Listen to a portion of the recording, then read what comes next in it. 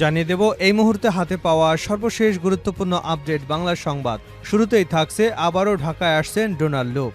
অন্তর্বর্তী সরকারের সঙ্গে যুক্তরাষ্ট্রের সম্পর্ক নিয়ে আলোচনার জন্য চলতি মাসের মাঝামাঝি সময় ঢাকায় আসছেন যুক্তরাষ্ট্রের দক্ষিণ ও মধ্য এশিয়া বিষয়ক সহকারী পররাষ্ট্রমন্ত্রী ডোনাল্ড ট্রাম্প।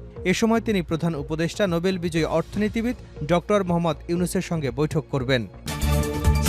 এবারে জানাবো নতুন করে মিয়ানমার থেকে প্রায় ৮,০০০ রোহিঙ্গা বাংলাদেশে প্রবেশ করেছে বলে জানিয়েছে পররাষ্ট্র বিষয়ক উপদেষ্টা মোহাম্মদ তৌহিদ হোসেন। একই সঙ্গে তিনি এও জানান, বিষয়টি নিয়ে আগামী ২-১ দিনের মধ্যে সিরিয়াস আলোচনা হবে মন্ত্রিপরিষদে এবং এই অনুপ্রবেশ কিভাবে ঠেকানো যায় তার পথ খোঁজা হবে।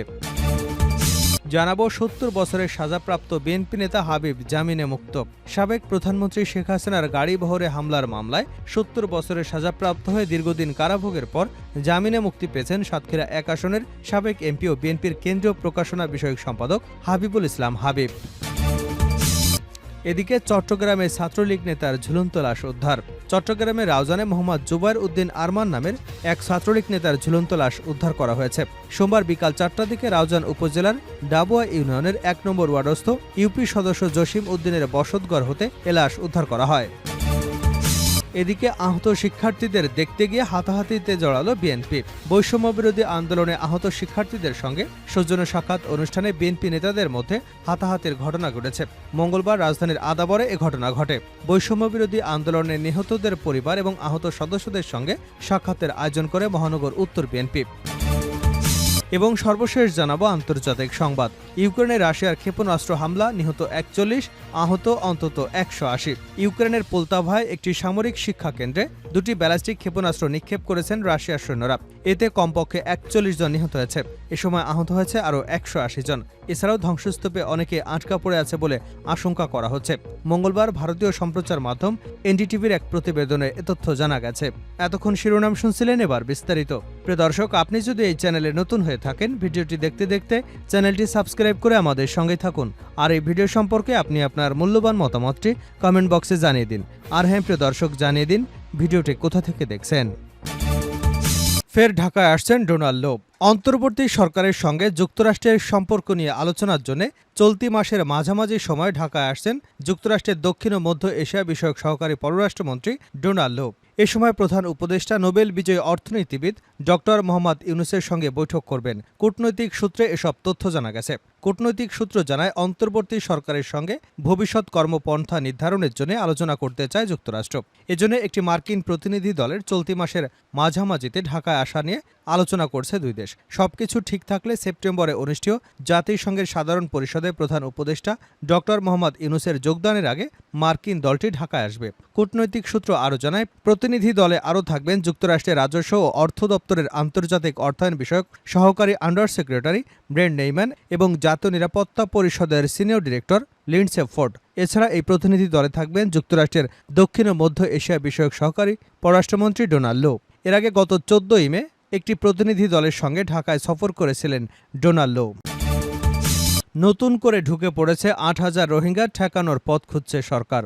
নতুন করে মিয়ানমার থেকে ৮,০০০ রোহিঙ্গা বাংলাদেশে প্রবেশ করেছে বলে জানিয়েছেন পররাষ্ট্র বিষয়ক উপদেষ্টা মোহাম্মদ তৌহিদ হোসেন।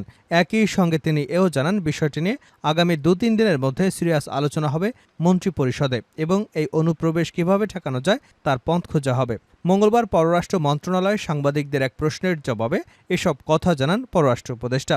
নীতিগতভাবে নতুন করে কোনো রোহিঙ্গাকে আশ্রয় দেওয়া হবে না জানিয়ে তিনি বলেন, আমাদের কাছে তথ্য আছে প্রায় ৮,০০০ রোহিঙ্গা ঢুকে গেছে।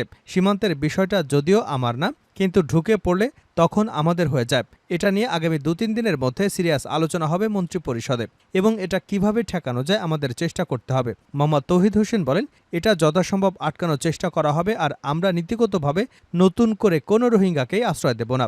রোহিঙ্গা অনুপ্রবেশ ঠেকাতে সীমান্ত সিল করা হয়েছে কিনা বা বর্ডার গার্ড বাংলাদেশ অ্যাক্টিভ কিনা এমন প্রশ্নের জবাবে পররাষ্ট্র উপদেষ্টা বলেন, যে কোনো সীমান্ত সিল করা কঠিন, আমরা এটা স্বীকার করি।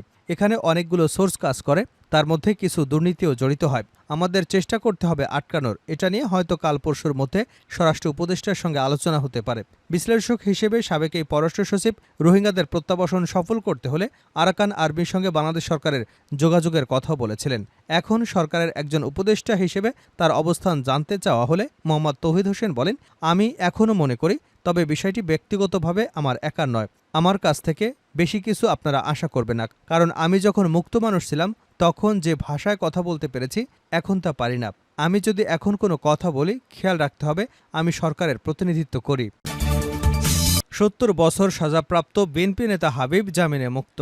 সাবেক প্রধানমন্ত্রী শেখ হাসিনার গাড়িবহরে হামলার মামলায় ৭০ বছরের সাজাপ্রাপ্ত হয়ে দীর্ঘদিন কারাভোগের পর জামিনে মুক্তি পেয়েছেন সাতক্ষীরা ১ আসনের সাবেক এমপি ও বিএনপির কেন্দ্রীয় প্রকাশনা বিষয়ক সম্পাদক হাবিবুল ইসলাম হাবিব। উচ্চ আদালত থেকে জামিনের আদেশ পাওয়ার পর মঙ্গলবার বিকাল 4:30টার দিকে কেরানীগঞ্জস্থ ঢাকা কেন্দ্রীয় কারাগার থেকে মুক্তি পান তিনি। কারাগারে থাকা বিএনপির কেন্দ্রীয় নেতা হাবিবুল ইসলাম হাবিব জামিনে মুক্তি পাওয়ার খবরে মঙ্গলবার দুপুর থেকে সাতক্ষীরা সহ তালা কলারোয়া এলাকার সহস্রাধিক নেতাকর্মী তাকে স্বাগত জানানোর জন্য ঢাকা কেন্দ্রীয় কারাগারের সামনে ভিড় জমান। মিছিল স্লোগান সহকারে বিএনপি নেতা হাবিবকে নিয়ে নয়াপল্টনে বিএনপির কার্যালয়ে আসেন। এ সময় বিএনপির যুগ্ম মহাসচিব হাবিবুন নবী খান সোহেল, তথ্য বিষয়ক সম্পাদক আজিজুল বারী হেলাল তাকে স্বাগত জানান। সবার সাথে সাক্ষাৎ কুশলাদি বিনিময়ের পর শারীরিকভাবে অসুস্থ থাকায় ধানমন্ডিস্থ বাসভবনে চলে যান। এ সময় সাতক্ষীরা জেলা বিএনপির সাবেক সাধারণ সম্পাদক ও বর্তমানে যুগ্ম আহ্বায়ক তারকুল হাসান, জেলা যুবদলের সাবেক সভাপতি আবুল হাসান হাদি সহ বেশ কিছু নেতাকর্মীরা উপস্থিত ছিলেন। চট্টগ্রামে ছাত্রলীগ নেতার ঝুলন্ত লাশ উদ্ধার। চট্টগ্রামের রাউজানে মোহাম্মদ জুবায়ের উদ্দিন আরমান নামের এক ছাত্রলীগ নেতার ঝুলন্ত লাশ উদ্ধার করেছেন স্থানীয়রা। সোমবার বিকাল 4টার দিকে রাউজান উপজেলার ডাবুয়া ইউনিয়নের ১ নম্বর ওয়ার্ডস্থ ইউপি সদস্য জসিম উদ্দিনের বসতঘর থেকে এ লাশ উদ্ধার করা হয়েছে। নিহত আরমান ওই ওয়ার্ডেরই ইউপি সদস্য জসিম উদ্দিনের ছেলে এবং ডাবুয়া ইউনিয়ন ছাত্রলীগের সহসভাপতি ছিলেন। স্থানীয় সূত্র মতে ইউপি সদস্য জসিম উদ্দিনের সঙ্গে ছেলের ঝগড়া হয়। এর জের ধরে বাবার সঙ্গে অভিমান করে আরমান তার বসতঘরে গামছায় ঝুলে আত্মহত্যা করে। এ প্রসঙ্গে ইউপি সদস্য জসিমউদ্দিন বলেন, আমি আমার ব্যবসা প্রতিষ্ঠানে গিয়েছিলাম। ছেলে কী কারণে আত্মহত্যা করেছে আমি জানি না। রাউজান থানার সেকেন্ড অফিসার উপপরিদর্শক নাফিজুল ইসলাম বলেন, এ ধরনের কোনো তথ্য পাইনি। আমি চট্টগ্রামে আছি, খবর নিয়ে পরে জানাতে পারব। প্রসঙ্গত ২০২২ সালের ১৬ মার্চ বিষপানে আত্মহত্যা করেছিলেন আরমানের বোন আরিন সুলতানা নিপা। এর কয়েক বছর পূর্বে তার মাও আত্মহত্যা করেছিলেন। আহত শিক্ষার্থীদের দেখতে গিয়ে হাতাহাতিতে জড়ালো বিএনপি নেতারা। বৈষম্য বিরোধী আন্দোলনে আহত শিক্ষার্থীদের সঙ্গে সৌজন্য সাক্ষাৎ অনুষ্ঠানে বিএনপি নেতাদের মধ্যে হাতাহাতির ঘটনা ঘটেছে। মঙ্গলবার রাজধানীর আদাবরে এ ঘটনা ঘটে। বৈষম্য বিরোধী আন্দোলনে নিহতদের পরিবার এবং আহত সদস্যদের সঙ্গে সাক্ষাতের আয়োজন করে মহানগর উত্তর বিএনপি। আজ বিকাল ৩টায় মোহাম্মদপুরের সূচনা কমিউনিটি সেন্টারে শুরু হয় অনুষ্ঠান। মোহাম্মদপুরের আদাবর সহ আশপাশের ওয়ার্ড বিএনপি নেতাকর্মীরাও ছোট ছোট মিছিল নিয়ে এসে জড়ো হন। অনুষ্ঠানের প্রধান অতিথি হিসেবে উপস্থিত ছিলেন মহানগর উত্তর বিএনপির আহ্বায়ক সাইফুল আলম নীরব। অনুষ্ঠানের এক পর্যায়ে নেতাকর্মীদের মধ্যে শুরু হয় হাতাহাতি, ধাক্কাধাক্কি। থামাতে না পেরে পরে এক পর্যায়ে অনুষ্ঠান সমাপ্ত ঘোষণা করেন আয়োজকরা। ইউক্রেনে রাশিয়ার ক্ষেপণাস্ত্র হামলা, নিহত ৪১, আহত ১৮০। ইউক্রেনের পোলতাভায় একটি সামরিক শিক্ষা কেন্দ্রে ২টি ব্যালিস্টিক ক্ষেপণাস্ত্র নিক্ষেপ করেছেন রাশিয়ান সৈন্যরা। এতে কমপক্ষে ৪১ জন নিহত হয়েছে। এ সময় আহত হয়েছে আরও ১৮০ জন। এছাড়াও ধ্বংসস্তূপে অনেকে আটকা পড়েছেন বলে আশঙ্কা করা হচ্ছে। মঙ্গলবার ভারতীয় সম্প্রচার মাধ্যম এনডিটিভির এক প্রতিবেদনে এ তথ্য জানা গেছে। ইউক্রেনের প্রতিরক্ষা মন্ত্রণালয়ের বরাত দিয়ে প্রতিবেদনে বলা হয়েছে, ২টি রুশ ব্যালিস্টিক ক্ষেপণাস্ত্র একটি হাসপাতাল এবং একটি শিক্ষা প্রতিষ্ঠানে আঘাত হানে। এতে কমপক্ষে ৪১ জন নিহত এবং ১৮০ জন আহত হয়েছেন। এ ঘটনায় একটি ভিডিও বার্তায় ইউক্রেনের প্রেসিডেন্ট জেলেনস্কি জানান, আমি পোলতাভাতে রাশিয়ান হামলার প্রাথমিক প্রতিবেদন পেয়েছি। ওই হামলায় রাশিয়ার ২টি ব্যালিস্টিক ক্ষেপণাস্ত্র আঘাত এনেছে। তারা একটি শিক্ষা প্রতিষ্ঠানে এবং একটি হাসপাতাল লক্ষ্য করে এ হামলা চালিয়েছে। এতে ভবনগুলো আংশিকভাবে ক্ষতিগ্রস্ত হয়েছে। তিনি আরও বলেন, এ হামলায় ৪১ জন নিহত হয়েছেন এবং আহত হয়েছেন ১৮০ জনেরও বেশি মানুষ। এছাড়াও ধ্বংসস্তূপের নিচে আটকা পড়ে আছেন অনেকেই। অনুসন্ধান এবং উদ্ধার অভিযান শুরু করা হয়েছে। ইতিমধ্যেই বেশ কয়েকজনকে উদ্ধার করা হয়েছে।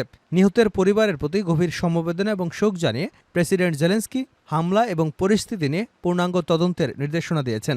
এছাড়া উদ্ধার অভিযানে এগিয়ে আসার জন্য সাহায্যকারীদের ধন্যবাদ জানান তিনি। এদিকে এই ঘটনাকে সন্ত্রাসী হামলা অভিহিত করে জেলেনস্কি বলেন, আমরা বিশ্বের সকলকে অনুরোধ করছি, যাদের এই সন্ত্রাসী হামলা বন্ধ করার ক্ষমতা আছে তারা প্রয়োজনীয় পদক্ষেপ নিন। রাশিয়ান সন্ত্রাসী হামলা থেকে আমাদের রক্ষা করুন, নয়তো এরা আমাদের আরও প্রাণ কেড়ে নেবে।